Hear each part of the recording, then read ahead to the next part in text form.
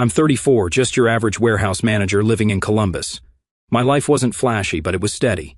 I had a good job, a nice house, and I was married to Carla. We'd been together for 5 years, married for 3, and I thought we had a decent thing going. Sure, we weren't that lovey-dovey couple from TV, but we made it work. Bills got paid, we had our date nights, and the occasional argument was just normal marriage stuff, or so I thought. About 6 months ago, Carla decided to go on a big fitness journey. It came out of nowhere, but I was on board. She joined this upscale gym downtown that honestly looked more like a spa than a gym. She got herself a personal trainer, Justin, and suddenly started talking about meal prep, macros, and detox plans. I didn't mind. In fact, I encouraged her. I mean, everyone deserves to feel good about themselves, right? Plus, I figured it was just a phase, like her short-lived knitting hobby or that time she got into tarot cards. At first, I even pitched in to help her. I started taking on more of the chores, dishes, laundry, groceries, so she'd have more time to focus on her workouts. I thought it was a way to show her I cared, but slowly, things started to shift, and not in a good way. The more weight Carla lost, the bigger her ego grew. She became obsessed with her reflection, spending hours in front of the mirror, tweaking her gym outfits, or snapping the perfect progress pic for Instagram. She wasn't just doing this for herself, she wanted an audience.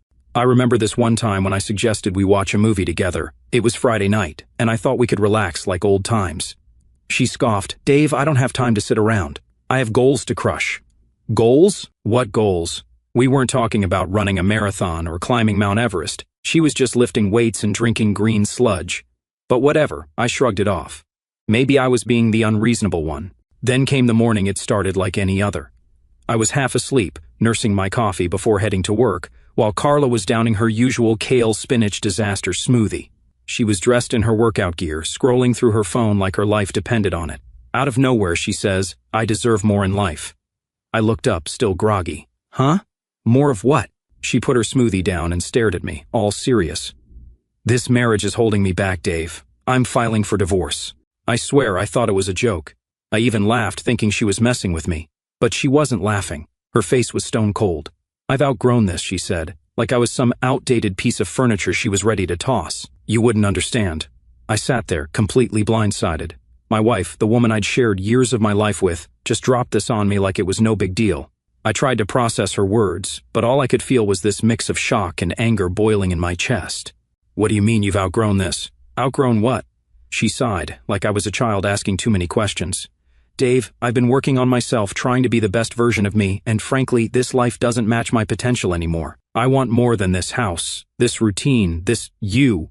Her words hit me. She didn't even sugarcoat it. I was part of the problem in her eyes. The life we'd built together wasn't good enough for her anymore. She grabbed her gym bag and walked out the door without so much as a goodbye. I sat there, staring at the half-empty glass of green sludge she left behind, wondering what the hell just happened. That day at work was a blur. I went through the motions, but my mind was stuck on Carla. Was this real? Was she actually leaving me? We'd had arguments before, sure, but divorce? It felt so sudden, so calculated. And the way she said it, like she'd been rehearsing this speech for weeks, made it clear she'd already made up her mind. Over the next few days, the cracks in our marriage became glaringly obvious. She barely spoke to me unless it was about dividing up the house or setting up mediation. She started staying out late, claiming she was at the gym or with friends. Her phone was glued to her hand, and her Instagram was blowing up with selfies and captions like "New Chapter," "Who This?" and "Living My Best Life." Every post was a slap in the face, a reminder that she'd already moved on mentally, even if the papers weren't signed yet. One night, while scrolling through my own social media, I noticed she deleted every picture of us. Wedding photos? Gone. Anniversary posts? Erased. It was like I'd been scrubbed from her life entirely. Meanwhile, her new posts were racking up likes and comments from people hyping her up. "You're glowing. Such an inspiration." It made me sick. None of these people knew the real Carla, or what she was putting me through. Another night, I overheard her on the phone while I was getting ready for work. She was in the kitchen, talking to someone in that fake sugary voice she used when she wanted something. "Yeah, I just feel so free now," she said. "I'm finally doing what makes me happy." She paused, then giggled. "He doesn't even get it. He's stuck in the past." That was the moment it hit me. Carla wasn't just leaving me, she was reinventing herself, and I was the anchor she was cutting loose. But here's the thing, I'm not the kind of guy to just roll over and take it. She thought she could steamroll me and walk away with everything, but she was in for a rude awakening. This was only the beginning, and if Carla wanted a fight, she'd get one. But wait, it gets worse. One afternoon, I'm grabbing lunch at this cafe near work, minding my business, scrolling through my phone, when I overhear these two dudes at the next table. They're talking about some fitness babe they found online. I didn't pay much attention until one of them said her name, Carla. My stomach dropped. They were laughing, talking about how she had some premium content she was promoting. At first, I thought, no way, not Carla. But then one of them showed her Instagram on his phone. It was her, my Carla. They went on about how she'd started teasing an OnlyFans account, posting links in her bio like for the real workouts. My blood boiled. This wasn't just some fitness phase. She was using her newfound freedom to become a full-blown thirst trap for money. When I got home, I confronted her. She was sitting on the couch, scrolling through her phone like nothing had happened. "Carla," I said, trying to keep my cool, "what the hell is this OnlyFans thing I'm hearing about?" She looked up, completely unfazed. "It's my body, Dave. My choice. And it's none of your business anymore." I couldn't believe her nerve. None of my business? We're still married. You're out here selling yourself on the internet while I'm trying to hold our lives together. She rolled her eyes, like I was some outdated fossil who just didn't get it. It's not selling myself, it's content creation. Plenty of people do it. Besides, it's not like you're paying my bills anymore. That's when it hit me. Carla didn't just want a divorce. She wanted a whole new life. One where she was the star, the main character, and I was just some extra she'd written off. She wasn't embarrassed or apologetic. If anything, she was proud, like she'd finally found her true calling as an online spectacle. Over the next few weeks, her antics escalated. She started dressing like she was auditioning for a reality show. Tight dresses, sky-high heels, makeup caked on like frosting. Every time she walked out the door, she looked like she was heading to some red carpet event, not the grocery store. And the captions? They got worse. "Living my truth. No more holding back." And the one that made me want to throw my phone, "She's not a wife anymore. She's a force of nature."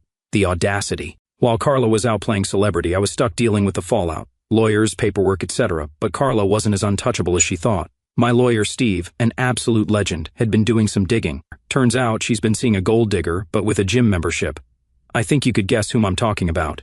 Stay tuned, folks. Things are about to get messy. It's Dave, your favorite soon-to-be divorced dude with a front-row seat to my ex's drama-fueled glow-up disaster.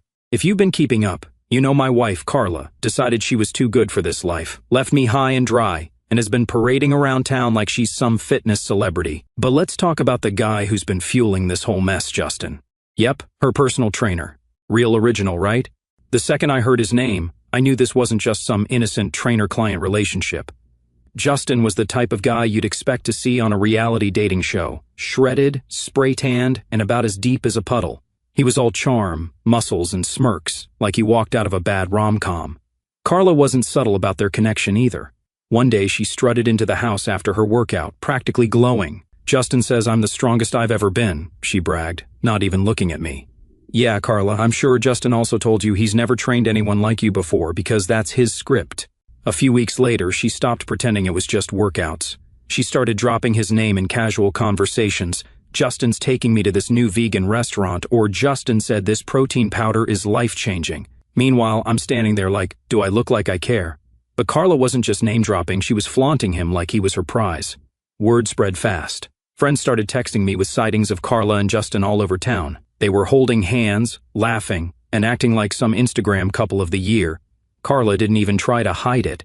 One night she came home bold as ever and said, "Just so you know, Justin and I are dating now. I think it's time you accept that." Oh, I accepted it all right. Accepted that my wife had turned into a full-blown caricature of entitlement. She'd already mentally divorced me, so what did it matter to her if she added a public affair to her resume?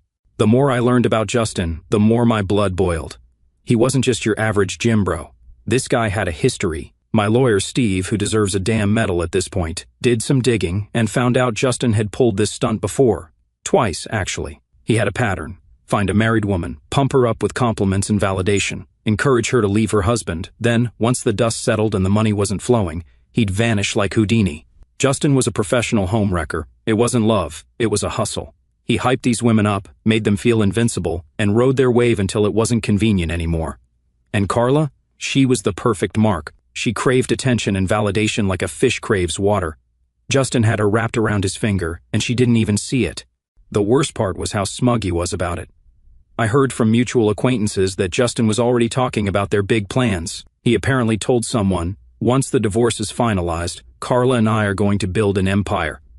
Empire? Dude, you're a trainer, not a tech mogul. But sure, dream big. Justin wasn't just banking on Carla's money, he was banking on my money. Carla was demanding half my savings, spousal support, and even trying to take the house. She thought she could waltz into court, play the victim, and walk away with a golden ticket for her and Justin's new life. Little did she know, my lawyer had receipts, and I wasn't about to roll over. Let me paint you a picture of what Carla and Justin looked like as a couple. Imagine a guy who only owns tank tops standing next to a woman who suddenly thinks she's a Kardashian. They were all over social media, posing in front of fancy cars not theirs, and tagging themselves at expensive restaurants. I'm guessing Carla was footing the bill. It was like they were trying to scream, "Look at us, we're winning." But to anyone with half a brain, it was clear they were overcompensating. Their relationship wasn't without cracks, though. Justin's over-the-top personality started to clash with Carla's growing diva complex. One night, I heard her on the phone in the kitchen, arguing with someone. "I don't care what your exes said about you, Justin. You're with me now, and I deserve better than your baggage." I didn't catch the rest, but it was enough to tell me their little fantasy wasn't as perfect as they wanted everyone to believe. As much as it pissed me off, there was something oddly satisfying about watching Carla go all in on Justin. She'd bet everything on this guy, thinking he was her ticket to a better life, and it was only a matter of time before the house of cards came crashing down. My lawyer and I were making sure of that. After mediation, Carla's confidence took a hit. She walked into that room acting like Beyoncé and walked out looking like a deer in headlights. It was beautiful. Justin, her ever-loyal hype man, didn't even try to comfort her. He just sulked behind her, scrolling on his phone. That was my first clue that their little empire wasn't as solid as Carla wanted everyone to believe. But let's rewind a bit. Mediation wasn't just a setback for Carla, it was a disaster. She thought she was going to come in, cry a little, and walk out with the house, half my savings and spousal support. Carla's lawyer painted this picture of her as the underappreciated wife who sacrificed everything for my mediocre dreams. You know, mediocre dreams. I've been working my ass off at this warehouse job for years. Steve, my lawyer, was ready. He had spreadsheets, screenshots, and even credit card statements to back me up. Carla had been burning through our joint account for months before she filed for divorce. We're talking luxury spa days, designer clothes, and $200 dinners, while I was eating leftovers and trying to figure out what went wrong. Steve made sure the court saw every penny she wasted. Then came Justin's skeletons, his past affairs, his pattern of sweet-talking married women, and how he always bailed when the money didn't flow like he expected. The cherry on top?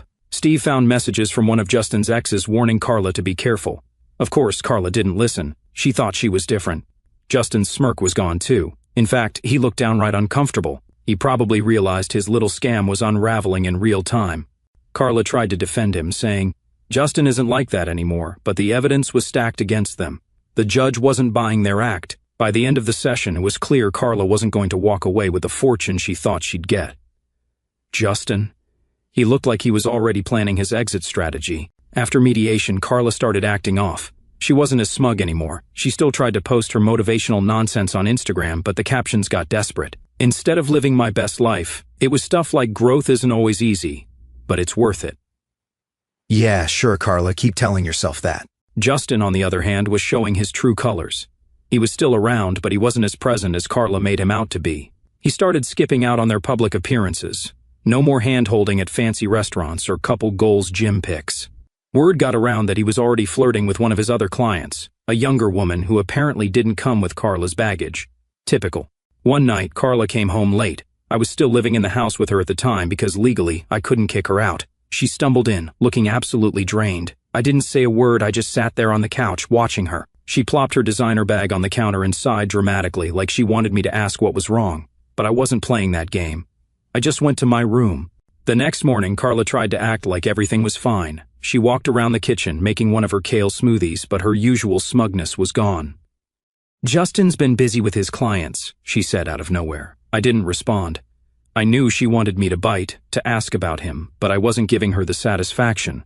A week later, the real drama started. I got a call from Steve. Apparently, Carla had filed some last-minute paperwork, trying to claim more assets. She wanted emotional compensation for the stress I'd caused her during the marriage. Yes, you read that right. Carla thought she could get more money by blaming me for her midlife crisis. I couldn't believe the audacity. Steve, being the legend that he is, had already prepared for this nonsense. He filed a countersuit, showing how Carla had drained our accounts and emotionally manipulated the situation to her advantage. He even included her Instagram posts as evidence. The captions alone were gold, proof that she wasn't some stressed-out victim but a self-absorbed diva living her best life at my expense. Around this time, Justin officially went MIA. He stopped showing up to their gym sessions, stopped answering her calls, and even blocked her on Instagram. Yes, blocked. Carla was losing it. I could hear her pacing around the house, calling him over and over. "Justin, call me back. We need to talk." She sounded desperate, and honestly, it was satisfying. Eventually, one of her friends spilled the tea. Justin had moved on to another client, someone younger, flashier, and, most importantly, not tied up in a messy divorce. Carla was devastated. She tried to play it cool, posting cryptic quotes like, "Sometimes people aren't who they seem, and you can't build an empire with someone who's playing games." But everyone knew what had happened. Her perfect man had bailed the second things got tough. This was when Carla's entitlement really started to crumble. She stopped going to the gym. Her once glamorous outfits were replaced by sweats and messy buns. She even stopped posting on Instagram for a while, which was honestly shocking. It was like her entire identity had been tied to Justin and the fantasy of their new life. And without him, she didn't know what to do. One evening, she tried to talk to me. "Dave," she said, standing in the doorway of the living room, "I think we need to reevaluate everything. This divorce, it's been hard on both of us." I stared at her, waiting for the punchline. "What are you getting at, Carla?" She sighed dramatically, like she was the victim here. "I just think maybe we rushed into all of this. I mean, we had good times, didn't we?" I almost laughed. "Carla, you filed for divorce. You told me I was holding you back, remember? Now that Justin's gone, you're having second thoughts? Unbelievable." She tried to play the sympathy card, talking about how lonely she was and how much she'd sacrificed for this marriage, but I wasn't buying it. "Carla," I said, cutting her off, "you made your bed, now lie in it." Carla's little fantasy world was falling apart, and I didn't have to lift a finger. Karma was doing all the work. Carla, my ex-wife, thought she could dive into court, take everything, and start her new life with Justin, her personal trainer. But karma came calling, and now we're in the final stretch. Let me tell you how the courtroom drama played out and why Carla probably wishes she'd never stepped foot in there. Court day finally rolled around. Carla walked in, but it wasn't the usual diva strut I'd gotten used to. No designer blazer, no smug grin, just her and her lawyer, looking about as confident as a pair of kids walking into detention. She must have known things weren't going to go her way. The energy was off, and honestly, I loved every second of it.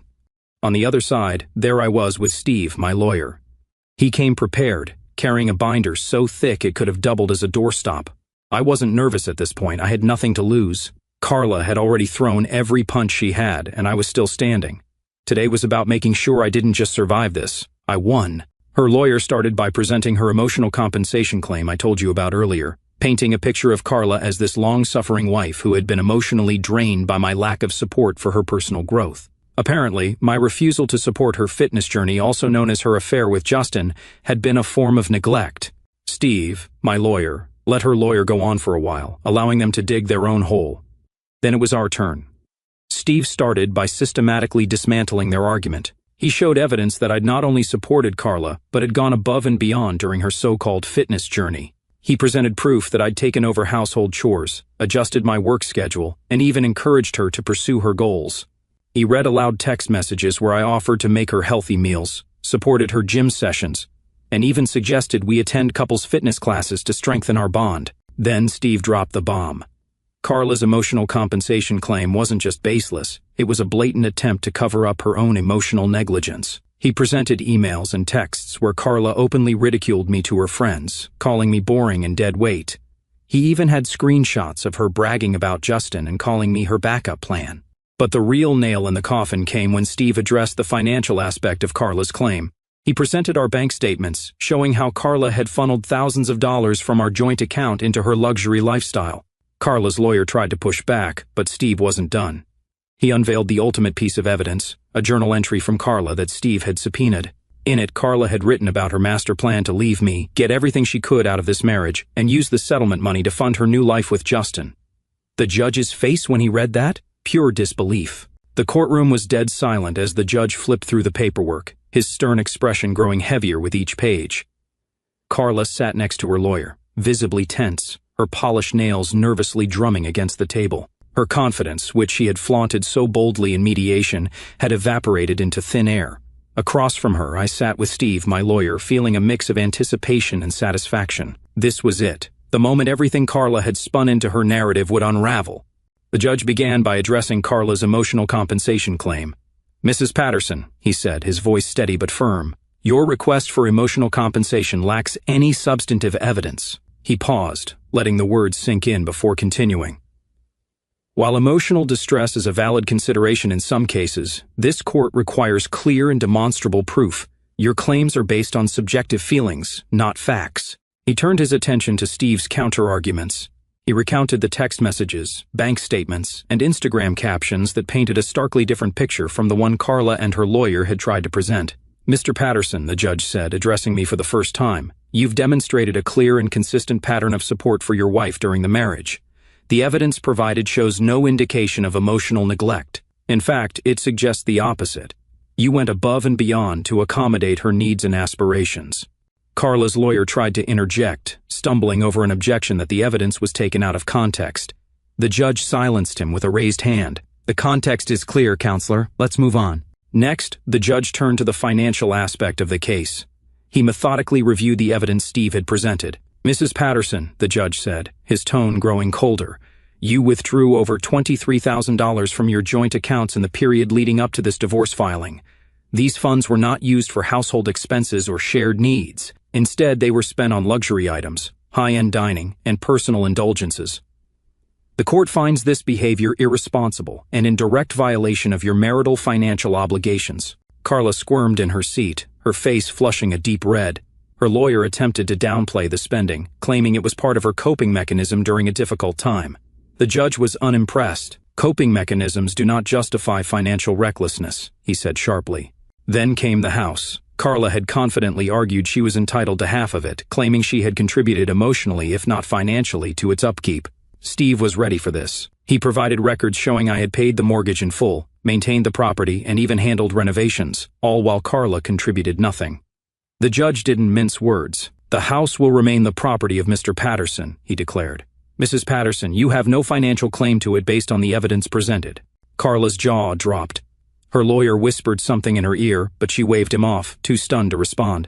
The judge wasn't done. "Furthermore," he continued, "due to the unauthorized use of marital funds, Mrs. Patterson is ordered to reimburse Mr. Patterson in the amount of $23,750. You could have heard a pin drop. Carla's lawyer slumped in his chair, visibly defeated. Carla herself looked like someone had knocked the wind out of her. Her carefully curated narrative had collapsed in spectacular fashion, leaving her with nothing but the consequences of her actions. The ruling was final. No appeals, no loopholes. The judge closed his folder and said, "This court is adjourned." I leaned back in my chair, a wave of relief washing over me. Justice had been served, and for the first time in months, I felt like I could breathe again. Leaving the courtroom, the tension in the air was palpable. Carla's lawyer was already packing up his briefcase, avoiding eye contact with anyone. Carla trailed behind him, her head hanging low. For someone who had strutted into this process with the confidence of a reality TV star, she now looked utterly defeated. Steve patted me on the back as we walked out. "We did it," he said with a small smile. I nodded, grateful for his work. He not only defended me, but also exposed the truth behind Carla's manipulative tactics. As I exited the courthouse, I couldn't help but glance back at Carla. She was still standing there, staring blankly at the floor. For a brief moment, I felt a twinge of pity, but it quickly faded. She had orchestrated this chaos, and now she was facing the consequences. Over the next few days, the fallout of the ruling became glaringly obvious. Carla was ordered to vacate the house within 30 days, and I made sure to enforce it. She tried to stall, claiming she needed more time to get her affairs in order, but I didn't budge. I reminded her that she'd had plenty of time to prepare while she was busy flaunting her affair with Justin. Grudgingly, she packed up her things and moved out. Watching her leave that final day was oddly satisfying. She loaded her designer luggage into an old car one of her friends had apparently loaned her, and drove off without so much as a goodbye. The house, once filled with tension and resentment, suddenly felt peaceful. Carla's financial situation spiraled quickly. Without access to my income or the marital funds she'd been draining, she was left to fend for herself. She tried to sell off some of her designer clothes and handbags, but it wasn't enough to cover the debt she owed me. Word got around that she was borrowing money from friends, who were quickly growing tired of her sob stories. As for Justin, he still vanished entirely. He didn't return her calls or messages. One night, about 2 weeks after the ruling, Carla showed up at the house, unannounced. I opened the door to find her standing there, her once flawless appearance replaced by messy hair and tired eyes. She looked like she hadn't slept in days. "Dave," she said softly, her voice cracking. "Can we talk?" I stepped outside, closing the door behind me. "What do you want, Carla?" She hesitated, wringing her hands. I wanted to say I'm sorry. For everything. I made mistakes, big ones. I let Justin manipulate me. I got caught up in this fantasy, and I ruined everything." Her words sounded rehearsed, but the desperation in her eyes was real. She wasn't here to apologize out of genuine remorse. She was here because she had nowhere else to turn. "I don't know what you expect me to say," I replied, my tone calm but firm. "You made your choices. You chose Justin. You chose to try and take everything from me, and now you're dealing with the fallout." Tears welled up in her eyes. Can't we at least be civil? Maybe start over? "I have nothing, Dave. I'm lost." I stared at her for a moment, feeling nothing but resolve. "Carla, I gave you everything. My support, my trust, my love, and you threw it all away. You don't get to come back now and ask for a second chance. That's not how this works." She broke down, sobbing on my porch, but I didn't flinch. After a moment, I stepped back inside and closed the door, leaving her outside with her regrets. Since that day, I've moved on. As for Carla, I've heard through the grapevine that she's still struggling to get back on her feet. She's burned bridges, lost friends, and is now facing the reality of her own choices. Sometimes karma doesn't just knock on the door, it kicks it down. And for Carla, it left her with nothing but the consequences of her actions.